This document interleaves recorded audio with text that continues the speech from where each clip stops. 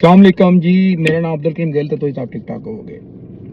ਅੱਜ ਕੱਲ ਪੰਜਾਬ ਗਵਰਨਮੈਂਟ ਦੇ ਇਤਲਾਤ ਨਸ਼ਰੀਆਤ ਮਿਨਿਸਟਰ ਨੇ ਇੱਕ ਬਹੁਤ ਅੱਛਾ ਇਕਦਾਮ ਉਠਾਇਆ, ਜਿਹਦੇ ਵਿੱਚ ਸਟੇਜ ਡਰਾਮਿਆਂ ਦੇ ਉੱਤੇ ਨਾਜ਼ੇਬਾ ਅਲਫਾਜ਼ਾਤ, ਨਸੇਬਾ ਯਾਨੀ ਕਿ ਬੁਰਾਈ, ਬੇਹਯਾਈ ਔਰ ਫਾਸ਼ਾ ਕਿਸਮ ਦੇ ਅਲਫਾਜ਼, ਡਾਂਸ ਉਹਦੇ ਤੇ ਉਹਨੇ ਜਿਹੜਾ ਸਵਾਲ ਚੁੱਕਿਆ ਉਹ ਬੜਾ ਵੈਲਿਡ ਹੈ।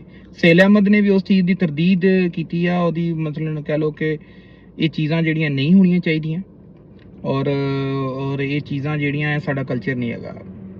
ਹੰਸੀ ਮਜ਼ਾਕ ਜਾਂ ਜਿਹੜਾ ਕਾਮੇਡੀ ਆ ਉਹਦੇ ਵਿੱਚ ਬਗੈਰਤੀ ਨਹੀਂ ਹੈਗੀ, ਔਰ ਸ਼ਾਇਦ ਅਸੀਂ ਭੁੱਲ ਗਏ ਹਾਂ ਕਿ ਹੱਸਦੇ ਹੱਸਦੇ ਜਾਂ ਕਿਸੇ ਨੂੰ ਕਾਮੇਡੀ ਕਰਦੇ ਕਰਦੇ ਅਸੀਂ ਕਿਸੇ ਨੂੰ ਬਗੈਰਤੀ ਵੱਲ ਲਿਜਾ ਰਹੇ ਹਾਂ। ਤੇ ਇਹ ਕੋਈ ਤੁਹਾਡਾ ਸਟੇਜ ਡਰਾਮੇ ਜਿਹੜੇ ਆ ਜਾਂ ਹੰਸੀ ਮਜ਼ਾਕ ਜਾਂ ਜਿਹੜਾ ਠੱਠਾ ਸੀ ਉਹਦਾ ਹਿੱਸਾ ਨਹੀਂ ਸੀਗਾ, ਬਲਕਿ ਅਸੀਂ ਬਹੁਤ ਪੁੱਠੇ ਰਾਹ ਨੂੰ ਤੁਰ ਪਏ ਹਾਂ। ਔਰ ਅਸੀਂ ਇਹ ਸਮਝਣਾ ਸ਼ੁਰੂ ਹੋ ਗਏ ਕਿ ਗੰਦੇ ਨੱਚਣਾ, ਕੱਪੜਿਆਂ ਤੋਂ ਬਗੈਰ, ਘੱਟ ਕੱਪੜਿਆਂ ਨੱਚਣਾ ਔਰ ਬਗੈਰਤੀ ਔਰ ਫੋਸ਼ਾ ਕਿਸਮ ਦੇ ਡਾਂਸ, ਇਹ ਸਾਡਾ ਕਲਚਰ ਇਹ ਹੋ ਨਹੀਂ ਸਕਦਾ। ਹਾਲਾਂਕਿ ਇੰਡੋ ਪਾਕ ਦੇ ਵਿੱਚ ਪਾਕਿਸਤਾਨ ਦੇ ਜਿਹੜੇ ਮਜ਼ਾਈਆ ਐਕਟਰ ਆ, ਐਕਟਰੈਸਸ ਆ, ਉਹਨਾਂ ਦੀਆਂ ਜਿਹੜੀਆਂ ਡਾਇਲਾਗ ਆ, ਫੈਸਲਾਬਾਦ ਦੇ ਵਾਸਤੇ ਸਭ ਤੋਂ ਟੌਪ ਲਿਸਟ ਤੇ ਆ।